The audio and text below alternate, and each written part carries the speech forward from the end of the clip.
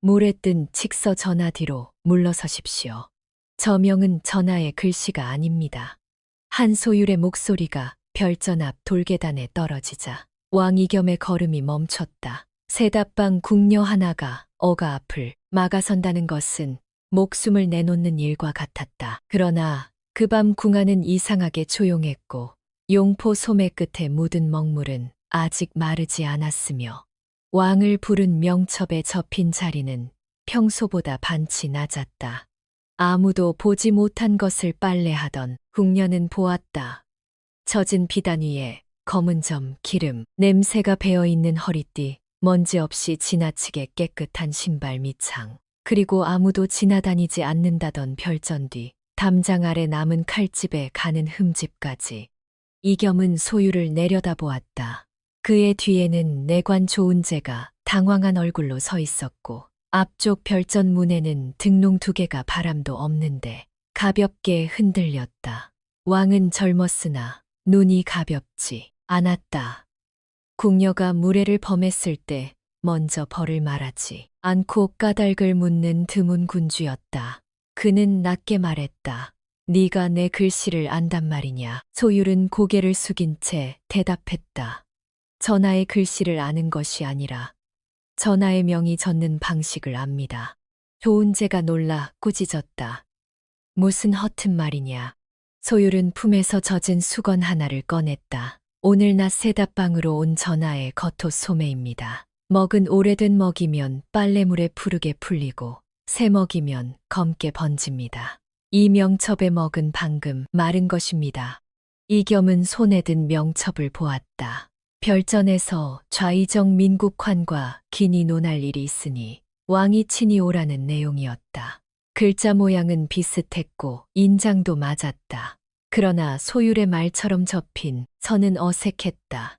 궁에서 명첩을 접는 사람들은 늘 같은 손길을 쓴다. 세답방에서 종이록과 명첩을 받아 말리는 소율만큼 그 손길을 가까이 본 사람은 없었다. 조은재가 조심히 말했다. 전하밤이 깊었습니다. 우선 환궁하시는 것이. 그 순간 별전 뒤쪽에서 아주 작은 새소리가 났다. 밤새가 아니었다. 궁 안에서 새소리는 종종 사람의 신호가 된다. 소율은 그 소리를 듣자 몸을 반쯤 틀었다. 그의 손은 여전히 비어 있었다. 아니, 비어 있는 것처럼 보였다. 별전 문이 열렸다. 안에는 좌의정도 시종도 없었다. 등잔 몇 개만 놓인 빈 마루였다. 그러나 빈 방에는 사람의 숨이 숨어 있었다. 기둥 뒤 지붕 아래 휘장 뒤 어둠 속에서 검은 옷자락들이 미세하게 움직였다. 이겸이 그것을 알아차리는 것보다 소율이 먼저 움직였다. 그는 조은재의 손에 있던 등롱을 발로 밀어 넘어뜨렸다. 불빛이 흔들리며 그림자들이 일그러졌다. 그 순간 사방에서 복면한 자들이 내려섰다. 수는 헤아리기 어려웠다. 칼이 한꺼번에 빠지는 소리는 비가 내리기 전 대숲이 한 번 눕는 소리와 닮았다. 조은재가 왕 앞을 막았지만 몸은 굳어 있었다. 궁 안에서 이런 숫자의 자객을 만난다는 것은 상상 밖의 일이었다.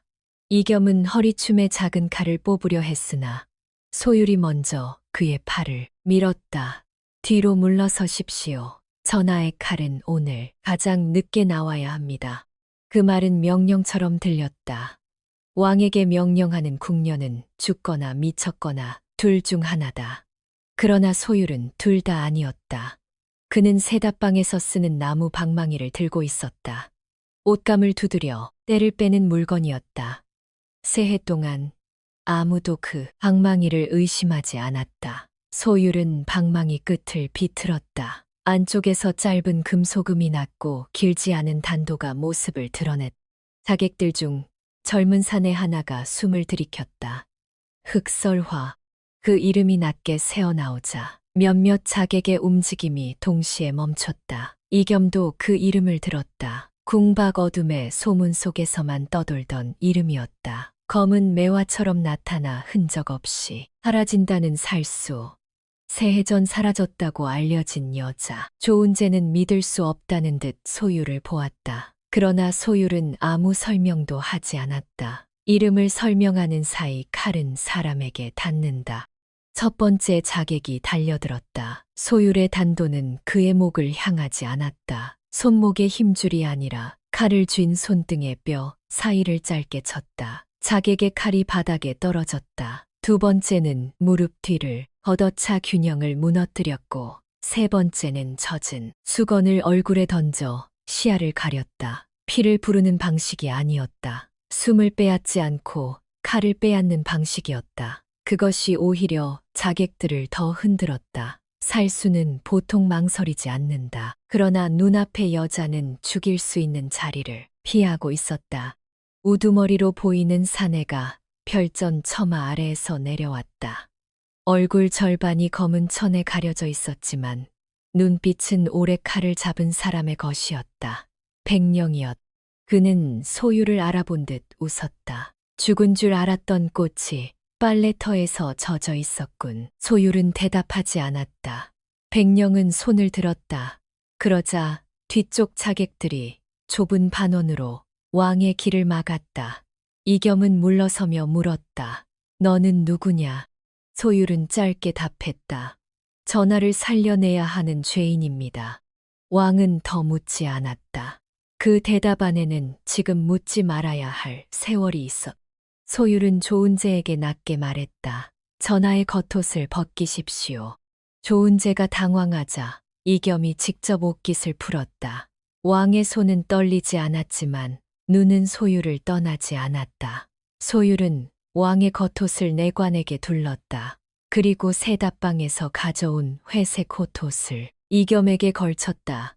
젖은 빨래, 냄새가 났. 조은재는 거의 울 듯한 얼굴로 물었다.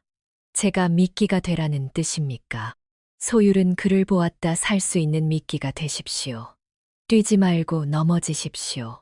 왕처럼 뛰면 죽고 겁먹은 내관처럼 넘어지면 삽니다. 조은재는 입을 다물었다. 그 말이 이상하게 정확했기 때문이다. 자객들이 다시 몰려왔다. 소율은 이겸을 별전 뒤 낮은 담장 쪽으로 밀었다. 그곳에는 궁궐수로로 이어지는 작은 배수구가 있었다. 궁의 높은 사람들은 그 길을 모른다. 물을 빼고 빨래물을 흘려보내는 궁녀들과 하급 내시들만 아는 길이었다. 이겸은 그 좁은 입구를 보고 멈칫했다. 왕이 기어 들어갈 만한 곳이 아니었다. 소율은 말했다. 오늘은 전하의 키가 나라를 살리지 못합니다. 낮아져야 삽니다.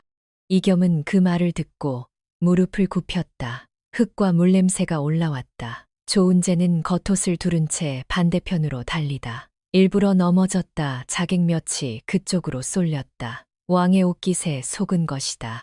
소율은 마지막으로 뒤를 막았다. 백령이 천천히 다가왔다. 내 칼이 무뎌졌구나. 소율은 단도를 낮게 세웠다. 무뎌진 것이 아니라 칼꽃을 바꿨다. 사람을 베지 않는 칼은 칼이 아니다. 오늘은 맞습니다. 백령의 눈빛이 잠깐 흔들렸다. 그 말은 도전이 아니었다. 판결처럼 조용해. 그는 빠르게 들어왔다. 두 사람의 칼이 짧게 부딪혔다. 소리가 크지 않았다. 진짜 칼잡이들의 싸움은 화려하지 않다. 한 걸음이 생사이고 숨 하나가 빈틈이다. 소율은 그의 어깨를 스치듯 피하고 손목끈을 베었다. 백령의 단도 하나가 떨어졌다. 그러나 그를 찌르지 않았다. 백령은 낮게 웃었다. 아직도 사람을 고를 줄 아는군. 소율은 대답 대신 등 뒤에서 달려든 젊은 자객의 팔을 젖은 수건으로 휘감아 비틀었다. 그는 아까 흑설화라 부른 소년 같은 사내였다. 칼끝이 떨렸. 소율은 그의 눈을 보았다. 18도 되지 않은 얼굴이었다. 오래전 자신의 눈과 닮아 있었다. 명령을 받으면 손이 먼저 나가고 마음은 뒤늦게 도착하는 눈. 그는 그를 쓰러뜨렸지만 목을 누르지 않았다. 대신 낮게 말했다. 내 이름을 잊지 마라. 남이 부르는 번호가 아니라 내 어머니가 불렀던 이름. 젊은 자객의 눈이 흔들렸다. 백령이 외쳤다. 강하진 일어나라. 소율은 그 이름을 들었다 하진 그는 기억하려 했다. 오늘 죽이지 않은 이름은 나중에 반드시 돌아온다. 이겸은 이미 배수구 안으로 들어갔다. 물은 차고 냄새는 좋지 않았다. 왕은 평생 그런 길을 지나본 적이 없었다. 그러나 뒤에서 칼 부딪히는 소리가 점점 가까워졌다. 그는 낮은 길을 기어가며 처음으로 궁궐의 바닥을 보았다. 자신이 밟고 다니던 돌 아래 이런 물길이 있고 이런 어둠이 있다는 것을 몰랐다. 왕이 모르는 길을 가장 낮은 사람들이 알고 있었다는 사실이 그의 가슴에 무겁게 내려앉았다. 소율은 마지막으로 별전 안의 등잔을 발로 밀어 쓰러뜨렸다. 큰 불은 아니었다. 그러나 기름 냄새와 연기가 자객들의 시야를 흐리기에 충분했다. 그는 불을 키우지 않고 연기만 만들었다. 살리기 위한 혼란이었다. 백령은 연기를 가르며 말했다. 네가 도망쳐도 궁안 전체가 이미 닫혔다. 소율은 배수구 입구를 향해 물러서며 대답했다. 닫힌 문은 낮은 구멍을 보지 못합니다. 그는 몸을 낮춰 배수구 안으로 들어갔다.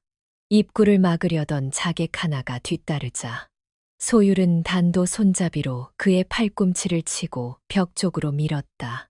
그는 신음했지만 살아있었다. 좁은 수로 안에서 이겸은 숨을 고르고 있었다. 소율이 합류하자 그는 낮게 물었다. 너는 왜 죽이지 않느냐? 소율은 어둠 속에서 잠시 침묵했다. 전하께서 살려야 할 백성을 세어보신 적이 있습니까? 이겸은 대답하지 못했다. 저는 죽여야 할 사람의 수를 세며 자랐습니다.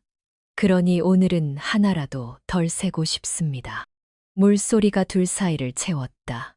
이겸은 그 말 속의 무게를 감히 가볍게 위로하지 않았다. 수로는 세 갈래로 나뉘었다. 소율은 왼쪽 벽을 손으로 더듬었다. 세답방에서 빠져나간 물은 언제나 서쪽 낮은 수문으로 흐른다. 그러나 이상했다. 벽 틈에 낯선 나무 조각 하나가 끼워져 있었다. 물에 젖지 않게 기름 먹인 검은 나무였다. 소율이 그것을 빼내자 작은 패가 나왔다. 표면에는 칼로 새긴 문양이 있었다. 백령의 조직에서 쓰는 밀패와 닮았지만 완전히 같지 않았다. 궁박살수들의 표식에 궁안, 문서고에서 쓰는 작은 점 표시가 함께 새겨져 있었다. 이겸은 패를 보며 물었다. 이것이 무엇이냐? 소율은 대답하지 못했다. 아니, 대답하고 싶지 않았다. 자객의 길이 궁안 문서의 길과 맞닿아 있다는 뜻이었다. 그 순간 수로 끝 어둠 속에서 누군가 먼저 지나간 발자국이 보였다. 젖은 진흙 위에 찍힌 흔적은 새 것이었다. 소율은 반도를 다시 쥐었다. 왕을 살리려 낮은 길로 내려왔는데 누군가 그 낮은 길 끝에서 이미 기다리고 있었다. 칼을 뽑되 목을 베지 않는다. 왕을 살리려 낮은 길로 내려왔는데 누군가 그 낮은 길 끝에서 이미 기다리고 있었다. 한소율은 물소리 사이로 숨을 낮추었다. 이겸은 좁은 수로 벽에 한쪽 손을 짚고 있었고 젖은 회색 호토슨 왕의 어깨에서 무겁게 늘어졌다. 왕이 입을 옷이 아니었으나 그 옷 때문에 그는 아직 살아 있었다. 소율은 검은 나무 밀패를 손가락 사이에 끼운 채 바닥의 발자국을 살폈다. 발끝이 바깥을 향해 있지 않고 안쪽을 향해 있었다. 누군가는 이 길을 나간 것이 아니라 들어온 것이다. 궁 밖의 자객이 아니라 궁 안의 길을 아는 자가 먼저 숨어들었다는 뜻이었다. 조은재는 멀리서 들리는 발소리에 숨을 삼켰다. 그는 왕의 겉옷을 두르고 별전 마당에서 넘어져 시간을 벌었으나 결국 소율이 끌어들인 옆 수문으로 가까스로 합류했다. 왕의 붉은 겉옷은 진흙에 젖어 이제 왕의 옷처럼 보이지 않았다. 운재는 떨리는 목소리로 물었다. 이제 어디로 가야 합니까? 소율은 대답 대신 손을 들어 모두를 멈추게 했다. 물길은 세 갈래였다. 왼쪽은 세답방으로 흐르고 가운데는 오래된 우물 밑으로 이어지며 오른쪽은 궁담 아래 낮은 수문으로 간다. 자객이 왕을 잡으려면 오른쪽을 막을 것이다. 그러나 궁안 문서를 움직인 자라면 왼쪽을 의심한다. 빨래하는 사람들의 길이 기록에는 없기 때문이다. 이겸은 낮게 말했다. 네가 앞서라. 소율은 고개를 저었다. 전하께서 먼저 낮아지십시오. 이 길에서는 앞사람이 왕이 아니라 돌입니다. 돌이 먼저 걸리면 뒤가 삽니다. 그 말은 무례했으나 정확했다. 이겸은 잠시 그를 보았다. 궁녀의 얼굴에는 두려움이 있었지만 두려움이 손을 흔들지는 않았다. 그는 고개를 끄덕이고 무릎을 굽혀 더 낮게 움직였다. 수로 끝 어둠에서 작은 쇠울림이 났다. 누군가 칼집을 벽에 스쳤다. 소율은 젖은 수건을 펼쳐 왼손에 감았다. 단도는 오른손에 낮게 쥐었다. 죽이려면 칼끝을 세우면 된다. 살리며 막으려면 손목이 더 바쁘다. 그는 오래전 스승에게 배운 말을 떠올렸다. 살아남은 자는 죽은 자의 얼굴을 기억하지 않는다. 그러나 그는 기억했다. 그래서 흑설화라는 이름을 버렸다. 첫 번째, 그림자가 물길 옆에서 튀어나왔다. 소율은 그의 목을 향하지 않고 칼이 나오는 팔의 바깥쪽을 수건으로 감아 끌었다. 자객은 미끄러져 벽에 부딪혔다. 그의 칼은 물속에 빠졌다. 두 번째는 좁은 천장 위에서 내려오려 했으나 소율이 등불 없는 어둠 속에서 먼저 발목 소리를 들었다. 그는 방망이 껍질로 쓰던 나무 손잡이를 던져 무릎을 맞췄다. 자객은 몸을 접으며 물에 주저앉았다. 소율은 숨이 끊기는 곳을 치지 않았다. 이겸은 그 모든 움직임을 보았다. 칼을 든 사람은 분명 살수였으나 그 칼은 이상하게 사람의 끝을 피해갔. 뒤쪽에서 백령의 목소리가 울렸다. 한소율 새해 동안 물을 만지더니 칼끝도 젖었구나. 소율은 멈추지 않았다. 젖은 칼은 불을 늦춥니다. 백령은 낮게 웃었다. 불을 끄겠다는 것이냐? 아니면 내 이름을 씻겠다는 것이냐? 소율의 손끝이 아주 잠깐 굳었다. 이름은 씻기지 않는다. 다만 다시 쓰지 않을 뿐이다. 이겸은 그 말을 들으며 밀패를 쥐었다. 왕은 늘 이름을 내리는 자리라고 배웠다. 충신역적 공신죄인. 그러나 눈앞의 여인은 스스로 이름을 버리고도 그 이름에 쫓기고 있었다. 수로가 좁아지는 곳에서 운제가 발을 헛디뎠다. 소리가 물길을 타고 크게 울렸다. 곧바로 오른쪽 통로에서 자객들이 달려왔다. 소율은 이겸을 벽 쪽으로 밀고 운제에게 젖은 왕의 겉옷을 던졌다. 옷을 펼치십시오. 운제는 이유도 모른 채 붉은 옷을 펼쳤다. 어둠 속에서 그것은 사람 하나가 서 있는 그림자처럼 보였다. 자객 하나가 그쪽을 향해 칼을 내질렀다. 소율은 그 틈에 그의 손목을 치고 활자루를 빼앗았다. 그러나 빼앗은 칼을 쓰지 않았다. 물속에 던졌다. 또 하나의 칼이 사라졌다. 이겸이 물었다. 왜 적의 칼을 버리느냐? 소율은 숨을 고르며 말했다. 칼은 주인이 바뀌어도 기억은 바뀌지 않습니다. 오늘 저는 손에 남는 칼을 줄이려 합니다. 왕은 대답하지 못했다. 궁 안에서 수많은 칼을 명령한 사람으로서 그 말은 짧은 꾸짖음처럼 닿았다. 세닷방으로 이어지는 왼쪽 길은 더 낮고 습했다. 왕이 지나가기에 모욕적인 길이라 불릴만 했다. 그러나 이겸은 아무 말 없이 기었다. 젖은 진흙이 손톱 밑으로 들어갔다. 그는 어릴 때부터 왕은 땅을 손으로 짚지 않는다고 배웠다. 그러나 나라가 흔들리는 밤왕은 땅을 짚어야 했다. 그래야 백성들이 매일 짚는 차가운 바닥이 얼마나 낮은지 알 수 있었다. 소율은 앞쪽 작은 쇠창살을 보았다. 세닷방 뒤 배수문이었다. 평소엔 빨래물이 빠져나가는 곳이라 누구도 귀하게 여기지 않았다. 그는 창살의 세 번째 마디를 눌렀다. 삐걱이며 틈이 열렸다. 온제가 놀라 물었다. 이런 길을 어찌 아십니까? 소율은 짧게 답했다. 높은 문은 이름을 묻지만 낮은 문은 손때만 묻습니다. 그 말은 훗날 이겸의 기억에 오래 남았다. 세닷방 안으로 들어서자 젖은 빨래와 잿물 냄새가 밀려왔다. 물동이들이 줄지어 있고 긴 빨랫줄이 천장 가까이 걸려 있었다. 늙은 세닷방 상궁 모은담이 등잔을 들고 서 있었다. 그는 놀라지 않았다. 오히려 오래 기다린 사람처럼 등잔을 낮췄다. 늦었구나. 운재가 눈을 크게 떴다. 상궁마마께서 알고 계셨습니까? 운담은 소유를 보았다. 새해 동안 이 아이가 한밤중마다 모든 물기를 외우는 것을 보았다. 모르는 척하는 것도 궁에서 늙어가는 법이다. 소율은 고개를 숙였다. 죄송합니다. 운담은 담담했다. 죄송하다는 말은 살아남은 뒤에 해라. 그는 왕을 향해 절을 올리려 했으나 이겸이 손으로 막았다. 지금은 얘가 사람을 늦춥니다. 운담의 눈빛이 조금 변했다. 왕은 처음으로 낮은 방의 시간을 이해하고 있었다. 밖에서는 자객들이 세답방 문을 두드리기 시작했다. 소율은 빨랫줄을 빠르게 풀어 젖은 옷가지들을 아래로 떨어뜨렸다. 젖은 비단과 삼배가 바닥을 덮었다. 그는 운재에게 물동이를 엎으라 했다. 물이 흘러 바닥을 미끄럽 만들었다. 이겸은 작은 나무 막대들을 옮겨 문 뒤에 괴었다. 왕이 손수 빨래방 문을 막는 광경을 본 운담은 아무 말도 하지 않았지만 등잔을 든 손이 잠시 멈췄. 문이 부서지듯 열리자 3명이 먼저 들어왔다. 그들은 칼을 들고 있었으나 발밑에 젖은 옷에 발이 걸렸다. 소율은 그들을 베지 않았다. 빨랫줄로 팔을 묶고 물동이로 균형을 무너뜨렸다.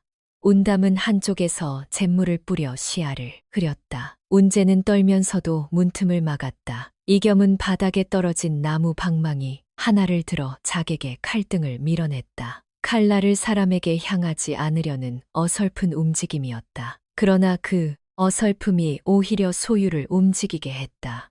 왕이 죽이는 법보다 밀어내는 법을 먼저 선택했다. 백령은 아직 들어오지 않았다. 그는 문 밖에서 전왕을 보고 있었다. 세답방은 살수들에게 불리했다. 넓게 베기 어렵고 젖은 천이 발을 잡으며 낮은 천장이 칼끝을 막았다. 한소율은 궁녀로 숨은 것이 아니라 궁녀의 공간을 무기로 바꾸고 있었다. 백령은 강하진을 불렀다. 내가 들어가라. 하진은 아까 수로에서 소율에게 살아남은 젊은 자객이었다. 그의 손은 여전히 떨렸다. 목을 베이지 않았는데도 목덜미가 서늘했다. 그는 문턱에 섰다. 소율이 그를 보았다. 이름을 잊지 말라 했지. 하진의 눈이 흔들렸다. 백령이 낮게 말했다. 망설이면 내 이름이 먼저 사라진다. 그 말에 하진은 이를 악물고 달려들었다. 소율은 그의 칼을 쉽게 피했다.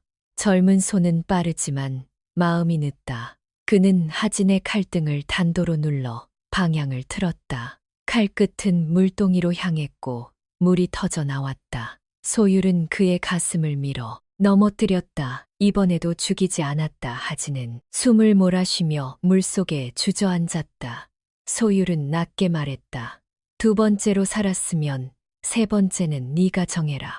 하진은 대답하지 못했다. 세답방 천장에서 떨어지는 물방울 소리가 그의 귀에 이상하게 크게 들렸다. 그는 처음으로 자신이 명령받은 방향 말고 다른 방향을 생각했다. 이겸은 그 장면을 보고 물었다. 저 아이를 아느냐? 소율은 고개를 저었다. 그래서 살려야 합니다. 아는 얼굴만 살리면 세상은 넓어지지 않습니다. 이겸은 다시 침묵했다. 자신은 늘 보고받은 이름만 알고 그 이름에 따라 살리고 벌했다. 어쩌면 왕의 눈이 좁을수록 누군가는 아이를 칼로 키우기 쉬웠을 것이다. 밖에서 갑자기 북소리가 울렸다. 궁궐 안에서 군사를 움직이는 신호였다. 운재의 얼굴이 하얗게 질렸다. 전하저북은 국문 폐쇄 신호입니다. 이겸은 눈을 좁혔다. 누가 북을 쳤는지 알아야 한다. 소율은 검은 밀패를 꺼내 왕에게 보였다. 이 패에는 살수의 표식과 문서고 표식이 함께 있습니다. 자객만의 일이 아닙니다. 운담이 낮게 말했다. 문서고라면 나 필수 영감이 밤마다 열쇠를 만집니다. 그런데 요즘 세답방으로 오는 관복 소매 같은 먹냄새가 묻었습니다. 소율은 그 말을 놓치지 않았다. 어떤 먹냄새입니까? 운담은 등잔을 낮게 들었다 마르면 냄새가 사라지는 먹이 아니라 젖으면 다시 살아나는 먹이였. 소율은 이겸을 보았다. 가짜 명첩과 같습니다. 이겸은 손안의 밀패를 내려다보았다. 궁한 누군가가 왕의 글씨와 왕의 길과 왕의 밤을 모두 훔쳤. 세다방 뒤 작은 문으로 빠져나가기 전 소율은 쓰러진 자객들의 손목을 살폈다. 대부분 같은 매듭을 하고 있었다. 살수 조직의 표식이었다. 그러나 한 사람의 소매 안쪽에는 아주 얇은 종이 조각이 있었다. 소율이 꺼내자 짧은 경로가 적혀 있었다. 별전 세답방 서쪽 수문. 소율은 눈을 감았다. 그들은 자신이 이 길을 택할 것까지 예상했다. 아니 적어도 누군가 궁안의 낮은 길을 알고 있었다. 백령의 목소리가 다시 들렸다. 한소율, 네가 살려둔 자들이 길을 막을 것이다. 살려두는 것도 죄가 될 수 있다. 소율은 문틈 너머로 대답했다. 죽여두면 대답조차 못 듣습니다. 그 말과 함께 그는 서쪽 문을 열었. 세 사람은 다시 어둠 속으로 나갔다. 운담은 뒤에 남아 문을 닫지 않았다. 닫힌 문은 추격을 늦출 수 있지만 안에 남은 자의 거짓말을 어렵게 만든다. 그는 일부러 문을 반쯤 열어 두었다. 자객들이 세다방을 통과할 때 물과 천과 잿물에 걸려 더 늦어질 것이다. 이겸은 낮은 담을 따라 이동하며 물었다. 나를 어디로 데려가느냐? 소율은 말했다. 숨는 곳이 아니라 확인할 곳입니다. 어디냐? 문서고로 가는 뒤뜰입니다. 운제가 놀라 말했다. 전하를 위험한 곳으로 다시 데려가겠다는 말입니까? 소율은 고개를 끄덕였다. 전하를 죽이려는 칼은 별전에 있었지만 그 칼을 부른 글은 문서고에서 나왔습니다. 칼만 피하면 또 다른 칼이 옵니다. 이겸은 잠시 생각했다. 그러고는 말했다. 가자. 그 한마디는 짧았으나 왕의 밤이 달라지는 소리였다. 도망치는 왕에서 확인하러 가는 왕으로 바뀐 것이다. 그러나 문서고 뒤뜰에 다다르기 전 누군가 담 아래에서 그들을 기다리고 있었다. 강하진이었다. 운제가 놀라 나무 방망이를 들었고 소율은 단도를 낮췄다. 하지는 칼을 들고 있지 않았다. 대신 찢어진 옷 조각 하나를 내밀었다. 세답방에서 베어진 자객의 옷도 백령의 옷 아니었다. 고급 관복 안쪽 천이었다. 하진의 얼굴은 젖어 있었고 입술은 파랬다. 그는 소율을 보지 못하고 왕도 보지 못한 채 낮게 말했다. 나를 살려둔 값으로 말하겠습니다. 우리에게 은을 준 사람은 갑옷을 입지 않았습니다. 조정 대신에 붉은 속깃을 입고 있었습니다. 세답방의 검은 매와 나를 살려둔 값으로 말하겠습니다. 우리에게 은을 준 사람은 갑옷을 입지 않았습니다. 조정 대신에 붉은 속깃을 입고 있었습니다. 강하진의 말이 문서고 뒤뜰의 어둠 속에서 낮게 흔들렸다. 이겸은 숨을 멈추듯 그를 보았고 조은재는 젖은 나무 방망이를 더 세게 쥐었다. 한소율은 하진이 내민 찢어진 옷 조각을 받지 않았다. 먼저 그의 빈손을 보았다. 칼을 숨기지 않았는지 확인하는 버릇이었다. 그리고 그 뒤에야 천 조각을 받아 들었다. 고급 관복 안쪽에 쓰는 붉은 속깃이었다. 겉으로는 보이지 않으나 입은 사람의 목덜미와 가까운 곳에 닿는 천. 그 천에는 희미한 향과 먹 냄새가 함께 배어 있었다. 살수에게 은을 주러 온 자가 갑옷을 입은 무장이 아니라 조정의 말과 그를 다루는 자였다는 뜻이었다. 운제가 하진을 향해 낮게 물었다. 네 말을 어찌 믿느냐? 하진은 고개를 들지 않았다. 믿지 않아도 됩니다. 다만 나를 죽이지 않은 사람에게 거짓을 돌려주고 싶지는 않았습니다. 소율은 그 대답을 듣고 천천히 천 조각을 펼쳤다. 가장자리 박음질이 일정했고 안쪽에는 눈에 띄지 않을 만큼 작은 검은 점이 2개 있었다. 궁안 문서고에서 문서를 분류할 때 쓰는 먹점과 비슷했다. 궁복의 속깃에 그런 점이 있을 이유는 없. 이겸은 낮게 말했다. 문서고로 가자. 운제가 급히 막았다. 전하. 지금 문서고가 함정이라면 왕은 그 말을 끊지 않았다. 대신 소율을 보았다. 너는 어찌 생각하느냐? 소율은 짧게 대답했다. 함정이면 더 늦기 전에 안으로 들어가야 합니다. 함정은 문이 닫힌 뒤에야 이름을 바꿉니다. 왕은 잠시 그의 얼굴을 보았다. 세답방 궁녀의 말이라기에는 너무 오래 살아남은 자의 말이었. 문서고 뒤뜰은 낮은 담과 오래된 회화나무 사이에 숨은 좁은 길로 이어졌다. 낮에는 서리와 내관이 왕래하지만 밤에는 등불이 적고 그림자가 길었다. 소율은 앞서 걷지 않았. 왕보다 한 걸음 뒤와 옆 사이에 섰다. 자객이 앞에서 나오면 왕을 밀고 뒤에서 나오면 자신이 맞을 자리였다. 이겸은 그것을 알아차렸다. 너는 늘 그렇게 서느냐? 소율은 대답했다. 예전에는 죽일 자리를 찾으려 그렇게 섰습니다. 지금은 막을 자리를 찾으려 그렇게 섭니다. 그 말은 변명도 자랑도 아니었다. 같은 기술이 다른 뜻을 갖는데 3년이 걸렸다는 고백이었. 문서고 옆문은 이미 열려 있었다.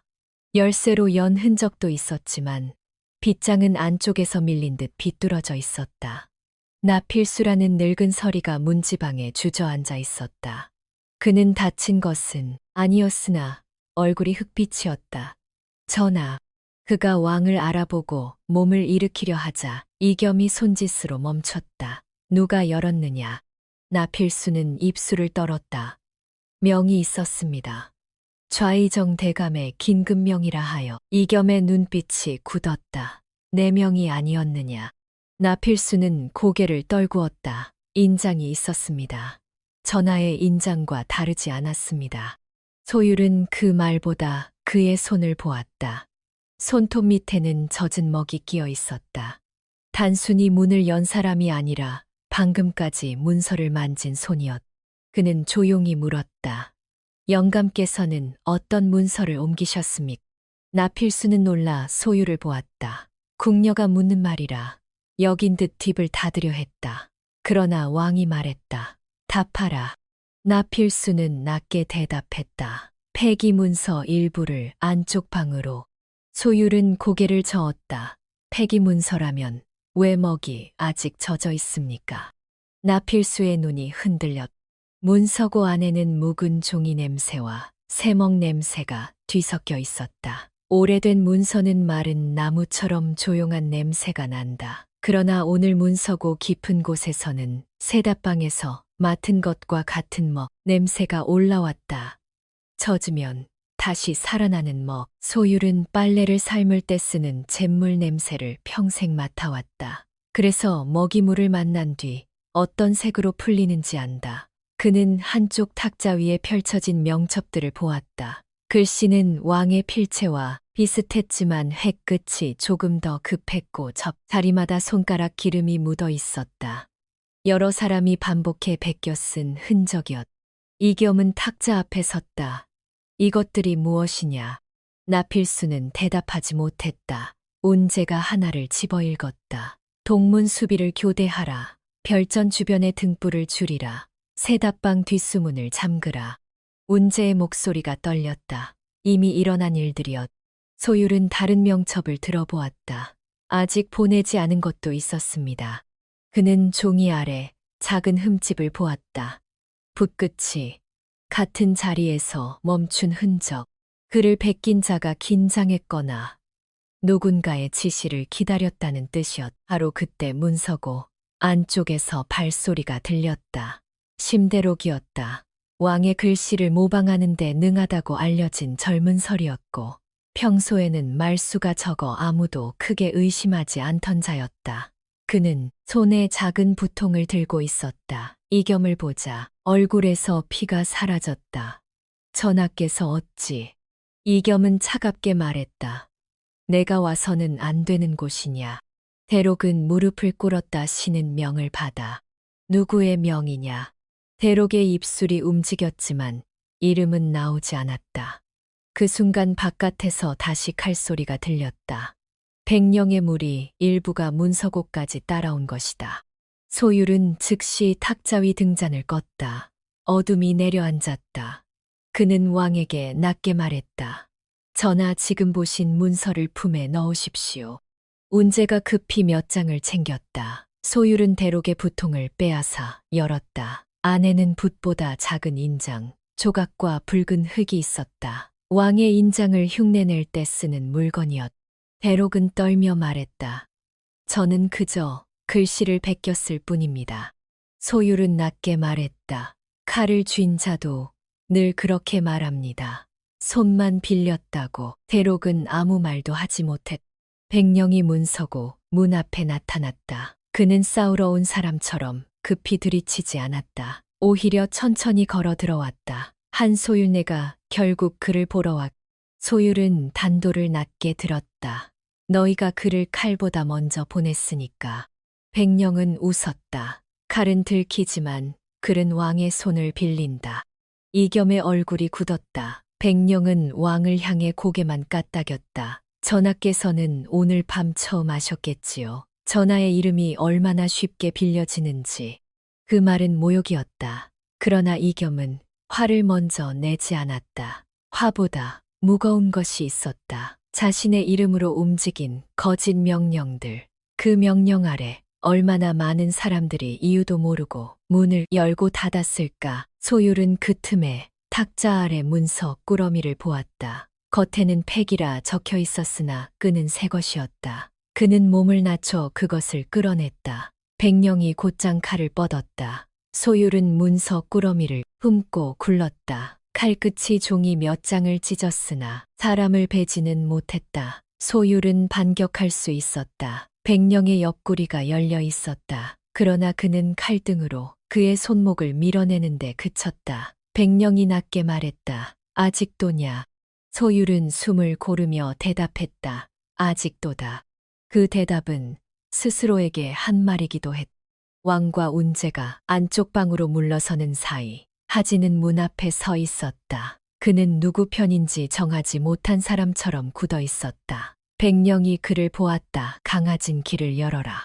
하진은 손에 칼을 들지 않았다. 그는 대신 자신이 가져온 붉은 속깃 조각을 문서고 바닥에 내려놓았다. 저는 오늘 2번 살았습니다. 백령의 눈빛이 차가워졌다. 그래서 배신하겠다는 것이냐. 하진은 떨리는 목소리로 말했다. 살아보니 죽이라는 명이 조금 이상해졌습니다. 그 말은 서툴렀지만 분명했다. 백령이 그를 향해 움직이려 하자 소율이 막아섰다. 아이에게 칼을 들게 하지 마라. 아이. 백령은 웃었다. 네가 그 나이에 처음 사람을 뵌 것을 잊었느냐. 소율의 얼굴에서 아주 작은 빛이 사라졌다. 이겸은 그 변화를 놓치지 않았다. 궁녀 한소율의 과거가 단순한 소문이 아님을 알았다. 문서고 안쪽 방에 들어서자 벽에는 정리되지 않은 문서들이 쌓여 있었다. 그중 하나의 표지가 소율의 눈에 들어왔다. 세답방 인원 교체 명단. 그는 그것을 펼쳤다. 새해 전 자신의 이름이 있었다. 한소율 세답방 배치. 그 옆에는 다른 글씨로 작게 적혀 있었다. 흑설화 추정, 감시 유지. 소율의 손이 멈췄다. 자신이 숨었다고 생각한 새해 동안 누군가는 알고 있었다. 완전히 잡지 않았을 뿐이었다. 왜? 그 질문이 목 안에서 올라왔다. 이겸이 그 문서를 보았다. 너를 알고도 살려둔 자가 있다. 소율은 눈을 감았다. 살려둔 것이 아니라 필요할 때 쓰려고 둔 것입니다. 왕은 대답하지 못했다. 그 말은 궁이라는 곳의 잔혹함을 정확히 찔렀다. 그는 이어 다른 묶음을 펼쳤다. 새해 전 흑서와 체포 명령서가 있었다. 왕의 인장이 찍혀 있었고 글씨도 그럴듯했다. 이겸의 얼굴이 굳었다. 이것은 내가 기억하는 명이 아니다. 운제가 떨며 말했다. 전하 당시 보고에는 흑설화가 어린아이를 죽이고 도망쳤다고. 소율은 조용히 말했다. 죽이지 않아서 도망쳤습니다. 방안이 멈췄다. 그는 처음으로 자기 과거를 입 밖에 냈다. 그 아이는 저보다 어렸고 칼을 쥔 제 손을 보고도 울지 않았습니다. 그때 알았습니다. 울지 못하는 아이는 이미 너무 오래 죽음 곁에 있었다는 것을. 그는 낮게 이어 말했다. 저는 그 아이를 죽이지 못했고 조직을 배신했습니다. 궁에 들어온 것은 죄를 씻으려서가 아니라 다시는 칼을 잡지 않기 위해서였습니다. 이겸은 오래 침묵했다. 그 침묵 속에는 왕으로서 묻고 싶은 죄와 사람으로서 묻지 못하는 상처가 함께 있었. 그러나 새해 전 그를 잡으라는 명령서가 거짓이었다면 왕의 이름은 이미 오래전부터 도둑맞고 있었. 소율은 벽 아래 작은 상자를 발견했다. 상자에는 아이들 이름이 적힌 얇은 종이들이 묶여 있었다. 이름 옆에는 나이와 고향 그리고 팔린 값이 있었다. 하진이 안쪽으로 들어오다 그 종이를 보고 얼굴이 굳었다. 그와 같은 아이들의 명단이었다. 소율은 종이를 한 장씩 넘겼다. 어떤 아이는 11살, 어떤 아이는 9살, 어떤 아이는 부모 이름이 비어 있었다. 이들은 살수가 되기 전부터 문서 안에서 먼저 물건이 되어 있었다. 그는 단도를 쥔 손에 힘을 주었다. 죽이고 싶다는 생각이 올라왔다. 그러나 바로 그 생각 때문에 손을 늦췄다. 자신이 다시 흑설화가 되는 순간 이 아이들의 이름은 또 칼의 이유가 될 것이다. 그때 문서고 밖에서 민국환의 목소리가 들렸다. 전하밤이 깊었습니다. 신이 모시러 왔습니다. 모두가 얼어붙었다. 좌이정의 목소리는 놀라울 만큼 침착했다. 마치 이 모든 일이 아직도 조정의 예안에 있는 것처럼 들렸다. 백령은 물러서며 길을 열었다. 그것이 대답이었다. 이겸은 문서를 품에 넣고 앞으로 나가려 했지만 소율이 막았다. 지금 나가시면 그가 전하를 보호한다는 이름으로 가둘 것입니다. 왕은 물었다. 그럼 어찌하느냐? 소율은 안쪽 방의 좁은 창을 보았다. 저를 잡게 하십시오. 운제가 놀라 말했다. 아니 됩니다. 소율은 고개를 저었다. 저는 이미 그들이 쓰려고 남겨둔 칼입니다. 칼집 안으로 들어가면 칼을 쥔 손을 볼 수 있습니다. 이겸은 그의 뜻을 알아들었다. 자신이 도망치는 동안 소율이 내부의 통로로 끌려가 진짜 주모자와 문서의 끝을 보겠다는 말이었다. 왕은 낮게 말했다. 명이다. 살아 돌아오라. 소율은 아주 희미하게 웃었다. 이번에는 전하의 진짜 명입니까? 이겸은 명첩도 인장도 없이 말했다. 내 입으로 내리는 명이다. 소율은 고개를 숙였다. 그럼 듣겠습니다. 다음 순간 그는 스스로 문을 열고 백령의 칼 앞에 나섰. 흑설화를 잡았다 말하라. 백령은 소율을 보았다. 내가 왜 스스로 잡히는지 모르겠구나. 소율은 손의 단도를 바닥에 내려놓았다. 제가 다시 칼이 되는지 확인하러 갑니다. 백령의 눈빛이 어두워졌다. 그는 소율의 팔을 묶게 했다. 그러나 너무 세게 묶지는 않았다. 그 또한 궁금해졌기 때문이다. 사람이 자기 칼을 내려놓고 어디까지 걸어갈 수 있는지. 소율이 끌려간 뒤 이겸은 남은 문서를 펼쳤다. 운제와 하진이 등잔을 가렸다. 문서 꾸러미 가장 아래에는 아직 마르지 않은 최종 초안이 있었다. 왕이 죽은 뒤 새 군주를 세우고 국문을 봉하라는 명령이었다. 그 끝에는 누구도 부정할 수 없는 작은 사인이 찍혀 있었다. 좌이정 민국환의 사인이었고 그 옆에는 전하 승하 후 즉시 신왕을 받들라는 문장이 검은 먹으로 또렷하게 적혀 있었다. 낮은 길로 가는 임금 좌이정 민국환의 사인이 찍힌 최종 초안은 등잔 아래에서 마치 이미 끝난 조서를 흉내내고 있었다. 전하 승하 후 즉시 신왕을 받들라 글자는 단정했고 먹은 아직 젖어 있었다. 이겸은 그 문장을 오래 보았다. 사람은 때로 칼보다 글에 늦게 찔린다. 칼은 다가오는 소리가 있으나 글은 자신이 내린 명령처럼 앉아 있다가 뒤늦게 목을 누른다. 조은재는 얼굴이 하얗게 질린 채 문서고 문을 막 떠 있었고 강아지는 자기가 속했던 어둠이 조정의 붉은 속깃과 한 장의 종이로 이어져 있음을 보고 서 있었다. 한소율은 이미 백령의 손에 묶여 문서고 안쪽 회랑으로 끌려갔다. 왕은 살았으나 왕의 이름은 아직 붙잡혀 있었다. 이겸은 문서를 접지 않았다. 접으면 다시 숨기는 것 같았다. 그는 열린 채로 품에 넣고 말했다. 소유를 따라간다. 운제가 거의 비명을 삼켰다. 전하 지금은 환궁하셔야 합니다. 살아계심을 알려야 금군이 움직입니다. 이겸은 고개를 저었다. 금군 중 누가 내 명을 받고 누가 거짓 명을 받았는지 모른다. 높은 문으로 나가면 내가 왕인지 가짜 명의 죄인인지 그들이 먼저 정할 것이다. 그는 낮은 창 쪽을 보았다. 소율이 가리킨 길이었다. 궁 안의 낮은 길 세다방 물길과 문서고 뒤뜰을 잇는 좁은 통로. 운제는 떨리는 손으로 왕의 앞을 막았다. 전하께서 다시 낮은 길로 가신다면 조정은 왕을 숨었다고 말할 것입니다. 이겸은 조용히 대답했다. 오늘 밤 조정은 이미 내가 죽었다고 쓸 준비를 했다. 숨었다는 말쯤은 살아서 들을 수 있다. 그 말에 운제는 더 막지 못했다. 하진이 낮게 말했다. 제가 길을 압니다. 운제가 그를 노려보았다. 방금까지 자객이던 자를 믿으라 하느냐. 하진은 눈을 내렸다. 믿지 마십시오. 다만 제가 모르는 척하면 그들이 다시 아이들을 데려갑니다. 아이들. 이겸의 목소리가 낮아졌다. 하진은 문서고 안쪽 상자에서 본 명단을 떠올렸다. 이름과 나이와 팔린값. 그는 입술을 깨물었다. 우리 같은 아이들이 더 있습니다. 오늘 밤일이 끝나면 그 아이들은 사라집니다. 이겸은 하진을 보았다. 아직 소년의 얼굴이었다. 칼을 들고 달려들던 얼굴과 지금 자기 죄를 깨닫고 서 있는 얼굴이 한 몸에 있었다. 왕은 그를 쉽게 용서할 수 없었다. 그러나 그를 쓰지 않고는 더 많은 아이들을 잃을 수 있었다. 앞장서라.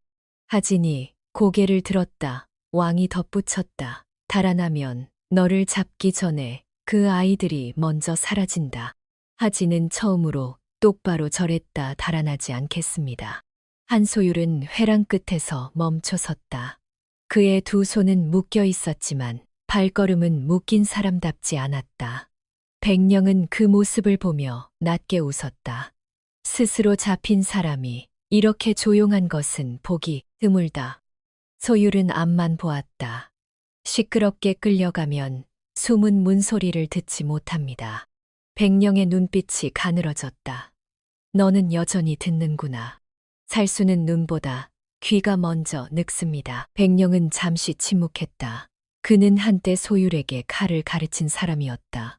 아니, 칼을 가르쳤다는 말은 너무 깨끗하다.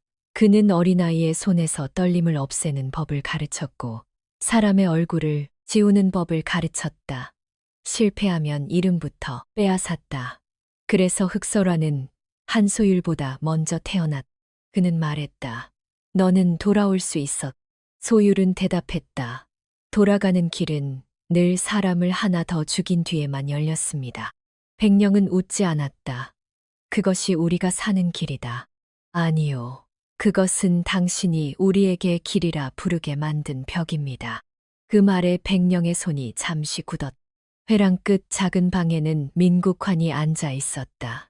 좌의정의 관복은 흐트러지지 않았고 손에는 오래된 부채가 들려 있었다. 밖에서는 정변이 진행 중인데 그는 마치 새벽 조회를 기다리는 사람 같았다. 소율이 끌려 들어오자 그는 천천히 고개를 들었다. 흑설화가 궁녀옷을 입고 전하를 살렸다라. 참으로 듣기 좋은 이야기다. 소율은 무릎을 꿇지 않았다. 묶인 손으로도 허리를 세웠다. 좋은 이야기로 만들 생각은 없었습니다. 민국화는 미소를 지었다. 그래서 네가 위험하다. 사람들은 피 흘린 영웅보다 부끄러운 증인을 더 두려워한다. 그는 백령에게 눈짓했다. 왕은 어디 있느냐? 백령은 담담히 말했다. 낮은 길로 움직였을 가능성이 큽니다. 민국화는 부채를 접었다. 역시 그 궁녀가 왕에게 못된 것을 가르쳤군. 왕이 낮은 길을 알면 높은 자리의 말이 가벼워진다. 소율은 그 말 속에서 그의 두려움을 들었다. 민국화는 단순히 왕을 미워하는 사람이 아니었다. 그는 왕이 낮은 사람들의 길을 알게 되는 것을 두려워했다. 민국화는 소율에게 다가와 낮게 말했다. 너도 알 것이다. 나라란 물은 마음으로 지켜지지 않는다. 젊은 왕은 너무 많이 고치려 했다. 군영의 장부 세곡의 길 고아와 유민을 거두는 규정까지 손대려 했다. 조정은 그런 선애 때문에 무너진다. 소율은 그를 보았다.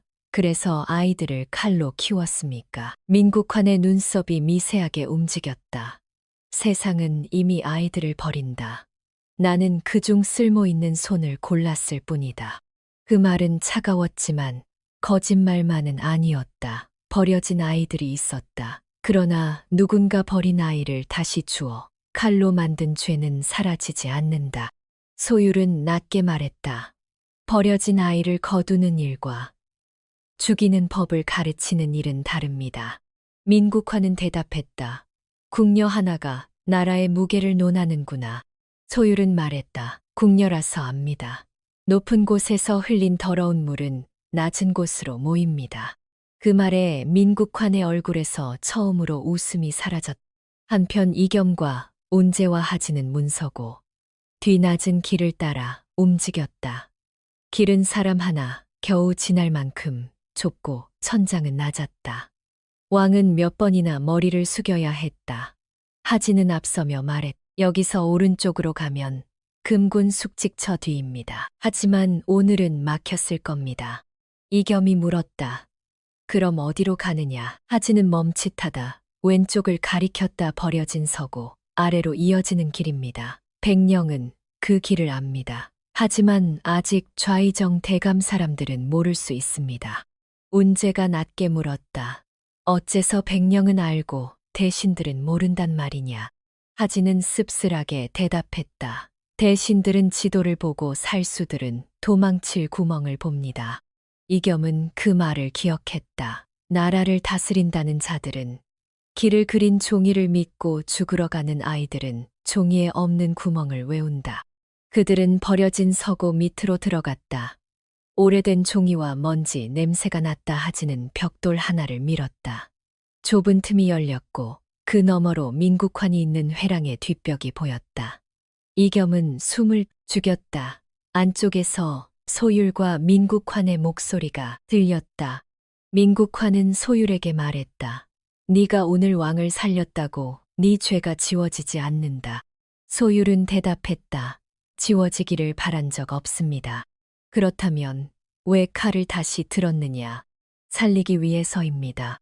민국환은 비웃었다. 칼로 사람을 살린다니 살수들이 늙으면 다 그런 말을 하더냐. 소율의 목소리는 낮았지만 흔들리지 않았다. 저는 오늘 많은 사람을 죽일 수 있었습니다. 그러나 살려둔 한 아이가 여기까지 말을 가져왔습니다. 죽인 사람은 증언하지 못합니다. 그 말을 들은 하진의 눈이 젖었다. 그는 울지 않았지만 입술이 떨렸다. 이겸은 벽 너머를 보며 자신이 지금 나서고 싶은 충동을 눌렀다. 왕이 나서면 소율은 다시 왕을 지키기 위해 칼을 들 것이다. 그는 처음으로 보호받는 일이 상대에게 어떤 짐이 되는지 알았다. 그때 민국환이 명첩 한 장을 꺼냈다. 이것이 마지막 길이다. 전하께서 살아계셔도 이명의 옥새가 찍히면 그는 스스로 물러난 왕이 된다. 피를 덜 흘리는 길이지. 소율은 종이를 보았다. 왕의 퇴위 명령을 흉내낸 초안이었다. 민국환은 말했다. 왕이 직접 찍든 우리가 찍든 백성은 글자만 본다. 소율은 고개를 저었다. 백성은 언젠가 글자 아래 손을 봅니다. 민국환은 차갑게 웃었다. 그 손을 누가 보여줄 것이냐. 바로 그 순간 이겸이 벽 뒤 낮은 문을 열고 나왔다. 내가 보겠. 방 안의 공기가 갈라졌다. 민국환의 눈이 크게 흔들렸다. 전하. 이겸은 젖은 호토 차림이었다. 왕의 위엄이라 부를 만한 장식은 없었다. 그러나 그가 품에서 꺼낸 문서들은 민국환의 얼굴을 무너뜨리기에 충분했다. 내 사인과 내 글씨와 내가 빌린 내 이름을 모두 보았다. 민국환은 빠르게 평정을 되찾았다. 전하께서 살아계시니 다행입니다. 신은 정변의 혼란 속에서 옥체를 보호하려. 이겸이 끊었다. 나를 죽은 사람으로 쓰는 것이 보오냐. 민국화는 침묵했. 백령은 움직였다. 그의 칼이 왕에게 향하는 순간 소율이 몸을 돌렸다. 묶인 손으로도 그는 앞으로 나섰다. 칼끝은 소율의 어깨를 스치고 지나갔다. 상처를 자세히 볼 틈은 없었다. 그는 묶인 끈을 칼날에 스치게 해 끊고 몸을 낮췄다. 단도는 바닥에 떨어져 있었으나 그는 먼저 주먹으로 백령의 팔꿈치를 눌렀다. 백령의 칼이 빗나갔. 싸움은 좁은 방에서 시작되어 회랑으로 밀려나갔다. 민국화는 뒷문으로 물러나며 하인들을 불렀고 밖에서는 아직 그의 편에 선 군사들이 움직였다. 이겸은 운제에게 명했. 문서들을 들고 세답방으로 가라. 모은담 상궁에게 맡기고 낮은 사람들 앞에서 숨겨라. 높은 서고는 이미 더럽혀졌. 운제는 놀랐지만 즉시 움직였다. 왕이 세답방을 증거의 자리로 삼은 것이다. 하지는 망설이다. 운제를 따라섰다. 자신이 알고 있는 추격기를 막기 위해서였. 소율과 백령은 회랑에서 마주섰다. 백령은 말했다. 내가 끝내 왕의 개가 되었구나. 소율은 숨을 고르며 대답했다. 아니요. 오늘 처음으로 아무의 칼도 되지 않으려 합니다. 백령은 빠르게 들어왔다. 이번에는 훈련의 흔적이 서로를 읽었다. 그의 발끝이 어디로 갈지 소율은 알고 있었고 소율의 손목이 어디서 멈출지 백령도 알았다. 같은 어둠에서 길러진 사람들의 싸움은 거울을 깨는 일과 같았다. 소율은 몇 번이나 치명적인 자리를 볼 수 있었다. 목 아래 갈비 사이, 허벅지 깊은 곳. 하지만 그의 칼은 계속 그 옆을 지나갔다. 그는 백령의 칼끈을 자르고 팔의 균형을 무너뜨리고 손가락에서 힘을 빼게 했다. 죽이지 않는 싸움은 더 어려웠다. 상대가 죽을 때까지 한 번 찌르는 것보다 상대가 살아서 멈추게 만들기 위해 수십 번 선택해야 했다. 백령은 분노했다. 왜 끝내지 않느냐? 소율은 대답했다. 당신이 살아서 보아야 할 것이 있습니다. 무엇을? 당신이 길이라고 부른 곳 끝에 아이들이 있다는 것. 백령의 눈빛이 흔들렸다. 그 순간 소율은 그의 손목을 돌려 칼을 떨어뜨렸다. 그러나 백령은 품속에서 작은 검은 밀패를 꺼냈다. 마지막 명이다. 그는 그것을 부수려 했다. 소율은 단도로 그의 손등을 스치듯 쳐 밀패를 떨어뜨렸다. 피가 번지는 묘사는 없었다. 다만 백령의 손이 떨렸고 검은 나무패가 바닥에 굴렀다. 소율은 그것을 집어들었. 회랑 끝에서 이겸이 민국환의 길을 막았다. 젖은 호토 차림의 왕과 관복을 갖춘 좌의정이 마주섰다. 민국환은 낮게 말했다. 전하께서는 아직도 모르십니다. 나라를 굴리는 것은 선한 마음이 아니라 두려움입니다. 이겸은 대답했다. 두려움으로 굴러간 나라는 결국 가장 어린 자를 바퀴 밑에 넣는다. 민국환의 얼굴이 굳었다. 왕은 이어 말했다. 오늘 그 바퀴를 멈출 것이다. 민국환은 웃었다. 전하께서 증거를 들고 계셔도 조정은 쉽게 믿지 않을 것입니다. 이겸은 말했다. 믿게 만들지 않는다. 보게 만들 것이다. 그 말과 함께 멀리 세답방 쪽에서 북이 울렸다. 운제와 운담이 낮은 사람들을 모아 문서들을 펼쳤다는 신호였다. 궁 안에서 가장 낮게 여겨지던 방이 가장 먼저 왕의 증거를 받아든 것이다. 백령은 바닥에 무릎을 짚은 채 소율을 보았다. 끝난 줄 아느냐. 소율은 검은 밀패를 열었다. 안쪽에는 예상한 암살 명령이 없었다. 아주 얇은 종이 한 장이 들어있었다. 종이에는 이름 12이 적혀 있었다. 나이 8, 9, 11 고향 없는 아이, 부모가 갚지 못한 빚 대신 넘겨질 아이들. 백령의 눈도 그 글자에 멈췄다. 그는 처음으로 명령서가 아니라 얼굴들을 보는 듯했다. 소율은 종이를 왕에게 보이지 않고 먼저 백령 앞에 내려놓았다. 보십시오. 당신이 만든 길의 다음 걸음입니다. 백령은 아무 말도 하지 못했다. 그때 종이 맨 아래 작은 문장이 등잔빛에 드러났다. 정변 성공 즉시 낮은 문아이 12를 인수할 것. 소율은 그 세 글자를 읽는 순간 손이 얼어붙었다. 낮은 문. 그것은 아직 세상에 없는 이름이어야 했다. 그런데 누군가는 이미 아이들을 넘기는 장소의 이름으로 그 말을 적어두고 있었다. 팔을 묻은 문, 낮은 문. 그것은 아직 세상에 없는 이름이어야 했다. 한소율은 검은 밀폐 속 얇은 종이를 들고 오래 움직이지 못했다. 정변 성공 즉시 낮은 문 아이 12를 인수할 것. 글자는 작고 단정했으며 아이들의 이름 옆에는 나이와 출처와 넘겨질 시각이 적혀 있었다. 누군가는 아직 만들어지지 않은 문을 이미 아이들을 삼키는 입구로 써두었다. 소율은 그 종이를 백령 앞에 내려놓았다. 당신들이 길이라 부른 것은 늘 문이 아니라 입이었습니다. 아이들을 삼키고 칼을 뱉는 입. 백령은 처음으로 대답하지 않았다. 그는 자신이 만든 조직이 어떤 모습으로 이어지는지 모르는 사람이 아니었다. 그러나 종이 위 이름들은 명령이 아니라 얼굴처럼 보였다. 12명의 아이가 아직 칼을 잡기 전 이름으로 남아 있었다. 이겸은 그 종이를 보았다. 그리고 품 안의 문서들을 하나씩 꺼냈다. 좌이정 민국환의 사인이 찍힌 최종 초안 왕의 퇴위 명령을 흉내낸 문서 세답방 수문 폐쇄.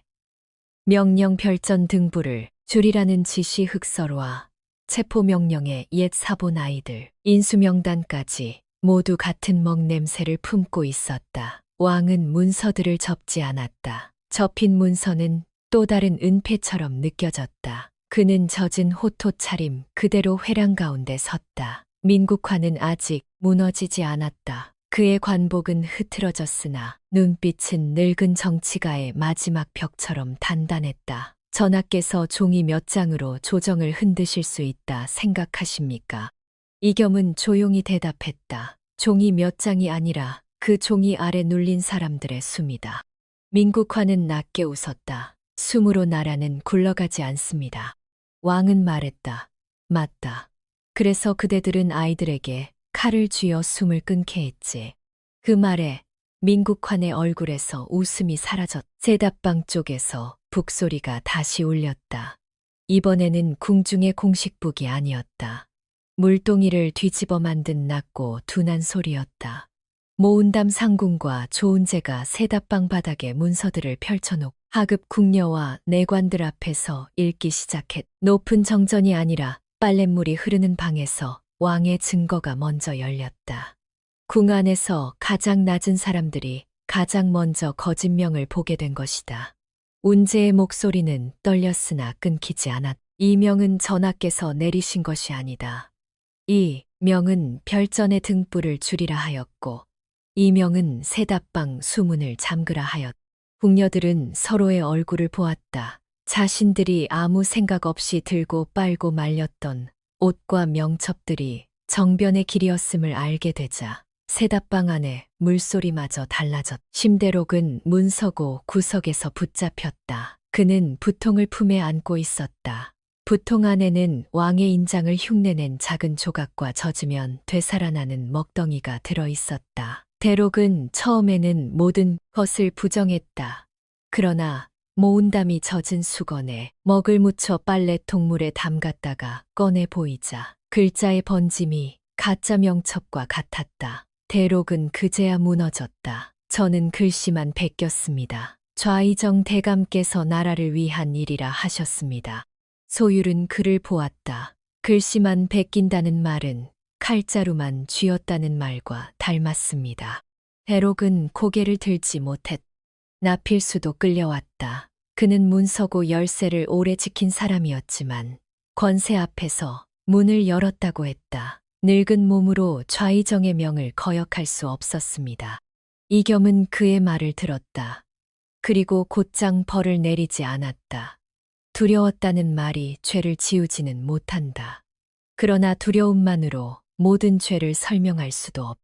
왕은 말했다. 그대가 연문으로 사람들이 죽을 뻔했다. 나필수는 바닥에 엎드렸다. 살려주십시오. 이겸은 차갑게 대답했다. 살려달라는 말은 오늘 밤 칼 앞에 섰던 이들에게 먼저 해야 한다. 나필수는 말을 잃었다. 민국화는 끝까지 자기 논리를 놓지 않았다. 왕 앞에 끌려온 뒤에도 그는 무릎을 늦게 꿇었다.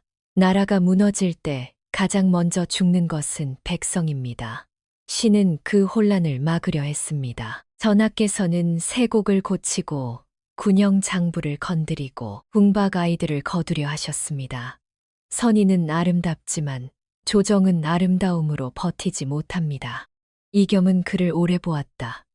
네가 두려워한 것은 혼란이 아니라 네가 문을 열고 닫을 권한을 잃는 일이었다.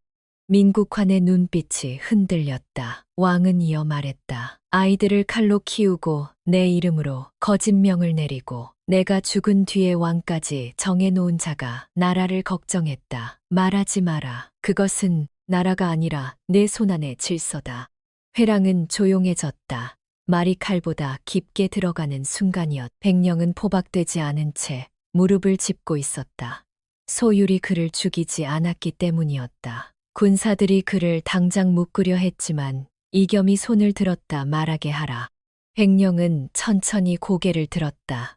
그는 패배를 인정하는 얼굴이 아니었다. 그러나 처음처럼 빈정거리지도 않았다. 이 모든 명단은 민국환 혼자 만든 것이 아닙니다. 궁 밖의 사채꾼과 군영에 버려진 명부와 고아를 사고 파는 손들이 이어져 있습니다.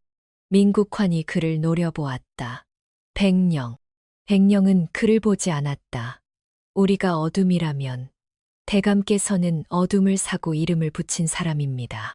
그 말은 자신을 깨끗이 만들려는 말이 아니었다. 오히려 더러운 연결을 드러내는 말이었다. 하진은 한쪽에 서 있다가 앞으로 나왔다. 그의 손은 떨렸지만 칼은 없었다. 저는 그 명단의 아이들 중 하나였습니다. 이름 대신 번호로 불렸고 처음 칼을 쥔 날 울면 밥을 주지 않았습니다. 그는 잠시 숨을 골랐다. 오늘 한소율 나인이 저를 2번 살렸습니다. 그래서 처음으로 제 이름이 아직 남아있음을 알았습니다. 그의 증언은 서툴렀지만 궁녀들과 내관들의 침묵 속에서 또렷했다.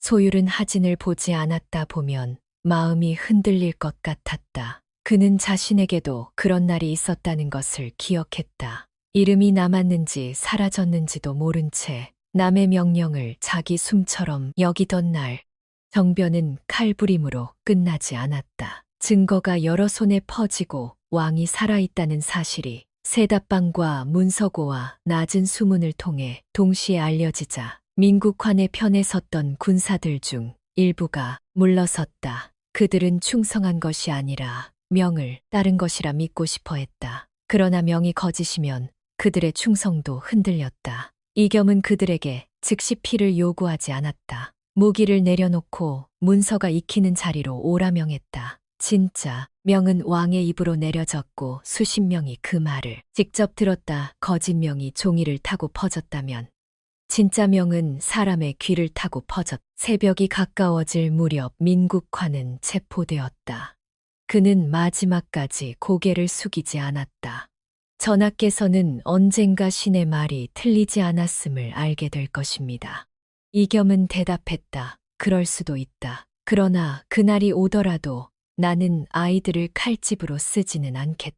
민국환은 처음으로 침묵했다. 그 침묵은 패배라기보다 자기 논리가 닿지 못한 곳을 본 사람의 굳음이었다. 소율은 백령과 마지막으로 마주 섰다. 문서고 앞들은 새벽빛이 닿기 전 가장 어두운 때였다.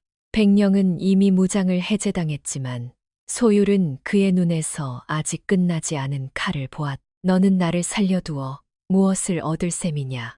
소율은 단도를 들었다. 이번에는 숨기지 않았다. 이 칼이 당신을 죽일 수 있음을 당신도 알고 저도 압니다. 백령은 웃었다. 그렇다면 끝내라. 그래야 네가 벗어난다. 소율은 고개를 저었다. 제가 벗어나기 위해 당신을 죽이면 결국 다시 당신이 가르친 길로 돌아갑니다. 그는 단도를 땅에 내려놓지 않았다. 대신 백령의 앞에 한 걸음 더 다가섰다. 살아서 말하십시오. 아이들을 어디에 숨겼는지, 누가 샀고 누가 넘겼는지 모두 말하십시오. 당신의 목숨은 이제 당신의 것이 아니라 당신이 만든 어둠을 허무는 증거입니다. 백령의 얼굴이 굳었다. 죽음보다 긴 벌이었다. 그는 한참 뒤 낮게 말했다. 서쪽 폐사당 아래와 북문 밖 염색집 뒤, 그리고 강가의 빈배 창고. 소율은 그 지명을 하나씩 기억했다. 하진도 고개를 들었다. 그곳에 아이들이 있었다. 백령은 마지막으로 물었다. 너는 정말 다시 칼을 잡지 않을 수 있다고 믿느냐? 소율은 잠시 단도를 보았다. 믿지 않습니다. 그래서 묻으려 합니다. 그는 처음으로 조금 지친 듯 말했다. 사람은 자기 안의 어둠을 믿고 방심하면 안 됩니다. 문 밖에 묻고 매일 그 위를 지나가야 합니다. 백령은 대답하지 않았다. 그 또한 어쩌면 처음으로 죽지 않는 패배를 배웠. 날이 박자궁하는 완전히 달라져 있지 않았다. 정전의 기둥은 그대로였고 대신들의 자리는 그대로였으며 사람들의 두려움도 하루아침에 사라지지 않았다. 그러나 거짓 명이 나온 길은 끊겼고 문서고는 봉해졌으며 세답방에는 왕이 직접 보낸 진짜 명이 내려왔다. 낮은 곳에서 발견한 문서는 낮은 곳의 증언과 함께 익히게 하라. 모운담은 그 명을 받고 오래 말이 없었다. 그는 수많은 왕명을 빨아 말렸지만 그런 명은 처음 보았다. 이겸은 소유를 불렀다. 그는 왕복을 다시 입었지만 전날 밤 젖은 호톳의 감촉을 잊지 못한 얼굴이었다. 네가 아니었으면 나는 내 이름으로 죽었을 것이다. 소율은 고개를 숙였다. 저는 전하를 살렸지만 죄가 없어지는 것은 아닙니다. 이겸은 말했다. 죄를 덮어주려는 것이 아니다. 네가 살린 목숨과 네가 밝힌 증거를 나라가 알아야 한다. 소율은 잠시 침묵했다. 그리고 고개를 들었다. 전하상을 내리시려면 제 이름을 높이지 마십시오. 흑설화라는 이름도 한소율이라는 이름도 궁안의 이야기로 만들지 마십시오. 이겸은 물었다. 무엇을 원하느냐? 소율은 대답했다. 서쪽 국문 밖에 낮은 집 하나를 허락해 주십시오. 아이들이 들어올 때 머리를 숙여야 할 만큼 낮은 문이면 됩니다. 그러나 그 문 안에서는 누구도 아이에게 칼을 쥐어서는 안 됩니다. 이겸은 그 말을 듣고 오래 바라보았다. 그것이 내 상이냐? 소율은 조용히 말했다. 재벌이기도 합니다. 왕은 고개를 끄덕였다. 허락하겠. 하지만 너 혼자 짊어지게 하지는 않겠. 소율은 대답하지 않았다. 혼자가 아니라는 말은 아직 그에게 낯설었. 며칠 뒤 궁밖 서쪽 작은 언덕 아래 오래된 빈집이 정리되었다. 대문은 일부러 높이지 않았다. 어른도 아이도 들어갈 때 조금은 허리를 굽혀야 했다. 소율은 그 문 위에 작은 나무패를 걸었다. 낮은 문, 글자는 운담이 써주었. 이겸은 멀리서 보낼 종이와 쌀을 조용히 마련하게 했다. 조은재는 처음엔 자신이 왜 빨래방 궁녀의 일까지 돕는지 투덜댔지만 어느새 아이들이 덮을 이불을 세고 있었다. 하진은 문 앞에 서서 자기 칼을 내려놓았다. 손이 떨렸지만 이번에는 도망치지 않았다. 첫날 새 아이가 왔다. 한 아이는 말을 하지 않았고 한 아이는 먹을 것을 품에 숨겼고 한 아이는 밤새 문 쪽만 보았다. 소율은 그들을 억지로 안지 않았다. 살수로 길러진 아이들은 손길도 명령처럼 느낄 수 있다는 것을 알았다. 그는 그저 밥을 놓고 물을 놓고 문을 잠그지 않았다. 아이 하나가 물었다. 여기서는 칼을 배우지 않습니까? 소율은 잠시 생각하다 대답했다. 필요하면 칼보다 먼저 바늘을 배울 것이다. 찢어진 것을 꿰매는 법붓. 아이는 그 말을 이해하지 못했지만 밥그릇을 밀어내지는 않았다. 그날 저녁 소율은 궁밖 긴 매화나무 아래로 갔다. 나무는 아직 꽃을 피우지 않았지만 가지 끝에는 작은 봉오리가 맺혀 있었다. 그는 새해 동안 숨겨온 단도를 꺼냈다. 물에 젖 연기에 그을리고 끝내 사람을 죽이지 않기 위해 수십 번 방향을 바꾼 칼이었다. 하진이 뒤에서 지켜보고 있었다. 정말 묻으십니까? 소율은 고개를 끄덕였다. 칼은 묻는다고 사라지지 않는다. 다만 꺼내기 어려워질 뿐이다. 하진은 자기 부러진 칼 조각을 내밀었다. 제 것도.